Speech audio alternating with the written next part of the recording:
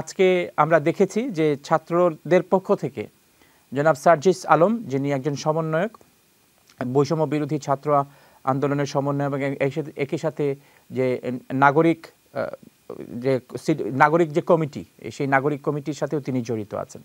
তিনি বলেছেন যে জুন জুলাইয়ের মধ্যে নির্বাচন অসম্ভব, জুনের মধ্যে নির্বাচন তিনি অসম্ভব বলেছেন। বিএনপির পক্ষ থেকে জুনের মধ্যে নির্বাচনের আলোচনা হয়েছে।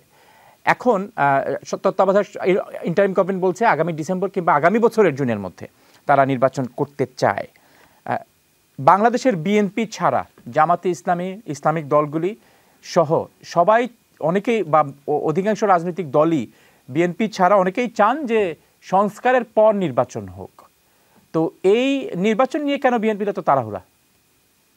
অধিকাংশ রাজনৈতিক দল চায় যত দ্রুত, যত শীঘ্র সম্ভব নির্বাচন হোক, কিন্তু জামাতে ইসলামীও তারা সরকারকে আরো সময় দিতে চেয়েছিল, কিন্তু এখনো তাদেরও সর্বশেষ বক্তব্য দেখলাম যে তারাও শীঘ্র নির্বাচন চান। তারা কোনো দিন তারিখ বলেন না, যেটা বিএনপি বলেছে যে জুন মাসের মধ্যে হওয়া উচিত। তবে ডেফিনেটলি জুলাই আগস্ট এই টাইমের মধ্যে নির্বাচনটা হলে দেশের জন্যই ভালো হবে। আর একটা জিনিস আমরা এখন বলতে বাধ্য হচ্ছি, এই যে সংস্কার প্রস্তাব বা সরকারের যে নির্বাচনের ব্যাপারে যে গড়িমসি, এটির একটি কারণ হলো যে তারা নিজেরাই একটা দল করেছেন, এই যে নাগরিক ঐক্য, বা তার নাম নাগরিক কি যেন একটা নাম। তো এটা এখনো ঘোষিত হয় নাই, তারা এখনো বিভিন্ন জেলায় জেলায় কমিটি করে যাচ্ছেন, আরো দ্রুত করেন। তাদের জন্য এই নির্বাচন কেন পিছিয়ে যাবে? সুতরাং আমি বোঝা যাচ্ছে যে তাদেরকে সুবিধা দেওয়ার জন্য এই দলটিকে সংগঠিত করার জন্যই বর্তমান সরকার তাদেরকে সময় দিচ্ছেন। প্রফেসর ইউনূস এটি জানেন কিনা, তিনি একজন বিদগ্ধ ব্যক্তি, অত্যন্ত সম্মানিত ব্যক্তি, তার সম্বন্ধে কোনো কমেন্ট করতে চাই না, কিন্তু তার অনেক উপদেষ্টা আছেন বেশ কয়েকজন যারা চান যে নির্বাচন আরো 10 বছর পরেই হোক, নির্বাচন না হলে আরো ভালো, তাহলে এই পিএইচডিধারীরা এই দেশটা চালাতে পারবেন। এই দেশের স্বাক্ষরবিহীন, মানে শিক্ষা দীক্ষা কম যাদের আছে, যারা গ্রামে গঞ্জে থাকে, তাদের মতো এত বিদগ্ধ ব্যক্তি নয়, তাদের নির্বাচনে অংশগ্রহণ না করলেও চলবে, এটা তারা মুখে বলেন না। কিন্তু এই যে নির্বাচন প্রলম্বিত করার জন্য, বিলম্বিত করার জন্য যে এত কল্পকাহিনী বা এত সূক্ষ্ম চাল তারা দিচ্ছেন, এটি বোঝার মতো বুদ্ধি বাংলাদেশের সাধারণ মানুষেরও আছেন। এই যে 21 বছর বয়সসীমা নির্বাচনের প্রার্থী হওয়ার জন্য 25 থেকে একেবারেই 21-এ নিয়ে এসছেন, এটি একটি দলকে সুবিধা দেওয়ার জন্য, যাদের মধ্যে অনেক তরুণ ছাত্র আছে। নতুন যে দলটি হবে, আসুক, দে আর মোস্ট ওয়েলকাম। এগুলা করে যদি তারা বয়সসীমা 20 থেকে কমিয়ে 15-12 করেও যদি জিততে পারেন, এটা হয়তো গ্রহণযোগ্য হবে না, কিন্তু তাদের উদ্দেশ্য সাধনে হয়তো কিছুটা ভূমিকা রাখতে পারে। এসব করা ঠিক না। প্রফেসর ইউনূস একটি অন্তর্বর্তীকালীন সরকারের প্রধান, তাদের প্রধান দায়িত্ব হলো রাষ্ট্র ক্ষমতার দায়িত্ব নির্বাচিত প্রতিনিধিদের কাছে হস্তান্তর। তারা এই সমস্ত প্রোক্লামেশন এবং অন্যান্য এই যে সংস্কারের নামে যেটির অধিকার তাদের নাই, যেটির ম্যান্ডেট তাদের নাই, সেটি তারা করতে চাচ্ছেন। তাদের প্রধান উদ্দেশ্য হলো নির্বাচনকে বিলম্বিত করা, এটা আমরা বোঝার মতো অবস্থা আছে। এবং তারা কাউকে কাউকে দিয়ে বলাতে চায় যে রাজনৈতিক দলগুলাই খারাপ। এক উপদেষ্টা বলেছেন 53 বছরে তো কিছুই করে নাই রাজনৈতিক দলগুলা। কিভাবে দেশটা স্বাধীন হলো, কিভাবে ভাষা আন্দোলন হলো, কিভাবে গণ অভ্যুত্থান হলো, কিভাবে দেশটা স্বাধীন হলো, এই ইতিহাস তারা বেমালুম ভুলিয়ে দিতে চান জনগণকে।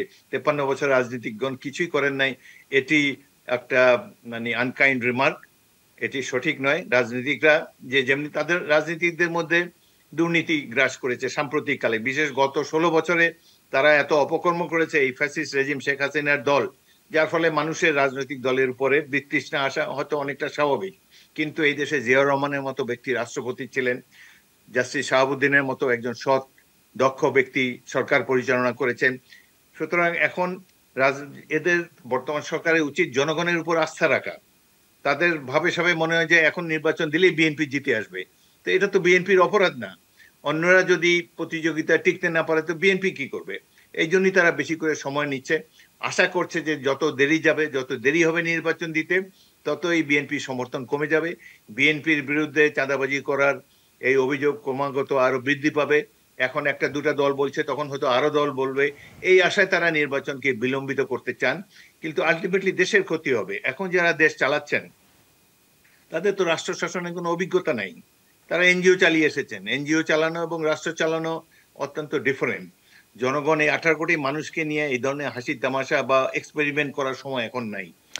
অতীতে যে এত এই যে কয়টি তত্ত্বাবধায়ক সরকারের অধীনে নির্বাচন হয়েছে প্রত্যেকটা অত্যন্ত সুষ্ঠু নির্বাচন ছিল।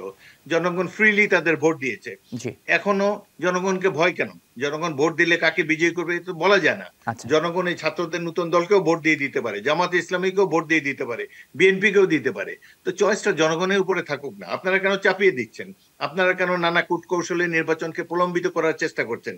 বাংলাদেশকে নিয়ে এই ধরনের ছেলেখেলার কোনো প্রয়োজন নাই। আর এই সরকারে এমন সব ব্যক্তিরা আছেন যারা অতীতে এই হাসিনা সরকারের সহযোগী ছিলেন। কোনোদিন একটা ফেসবুকে একটা স্ট্যাটাস পর্যন্ত দেননি, কোনোদিন রাজপথে নামেননি। কিন্তু আজকে তারাই দেশের মালিক মুক্তার, দেশের একেবারেই শুভানুধ্যায়ী সেজে গিয়েছেন। এটি সঠিক নয়। যারা সংগ্রাম করেছে, রাজপথে জীবন দিয়েছে, তাদেরও মূল্যায়ন হওয়া উচিত। ছাত্রদেরকে আমরা সবসময় সম্মান করি। তাদের বয়স কম, তারা অনেক রোমান্টিক স্বপ্ন দেখতে পারে। গুড। তাদের এই যে তাদের যে একটা রাজনৈতিক দল গঠন করা, এটি আমি সমর্থন করি। তাদের চিন্তা ভাবনা জনগণের ম্যান্ডেট নিয়ে, জনগণের স্ট্যাম্প নিয়ে তারা পরিচালনা করুক। আপনি কি মনে করেন যে এই আপনি বারবার বলছেন যে তাদেরকে সুবিধা দেওয়ার জন্য 21 বছর নয় 12 বছর করা হোক, সেটি সমস্যা নেই, কিন্তু নির্বাচন হোক। আপনি কি মনে করেন যে সরকার একটি কিংস পার্টি প্রতিষ্ঠার চেষ্টা করছে? অবশ্যই। সরকার তো দেখাই যাচ্ছে তারা ওই যে নাগরিক দল নিয়ে যে কমিটি করছেন, এবং এই বৈষম্য বিরোধী ছাত্র আন্দোলন, এটা আর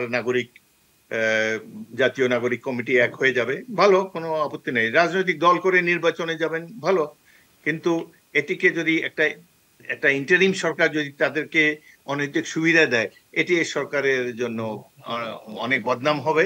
কিন্তু ছাত্রদের পক্ষ থেকে তো বলা হচ্ছে বিএনপি হচ্ছে গিয়ে প্রথম কিংস পার্টি বাংলাদেশের।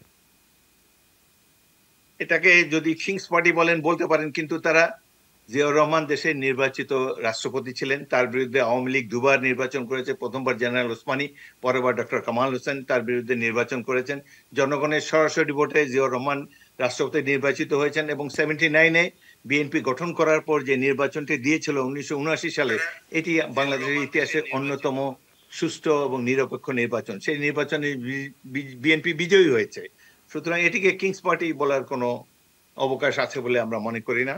তবে রাষ্ট্র ক্ষমতায় থেকে নির্বাচন করা অনেকে চেষ্টা করেছে, ব্যর্থ হয়েছে। কিন্তু জিয়াউর রহমান এবং বিএনপি এই দেশের জনগণের মনে স্থায়ী আসন লাভ করেছে, এবং এখন পর্যন্ত যত সরকার এই দেশে এসেছে, আমরা মনে করি বিএনপি সরকার একটি দক্ষ সরকার ছিল, এবং জিয়াউর রহমান এ দেশের সবচাইতে সৎ দেশপ্রেমিক রাষ্ট্রপতি বলে আমরা মনে করি।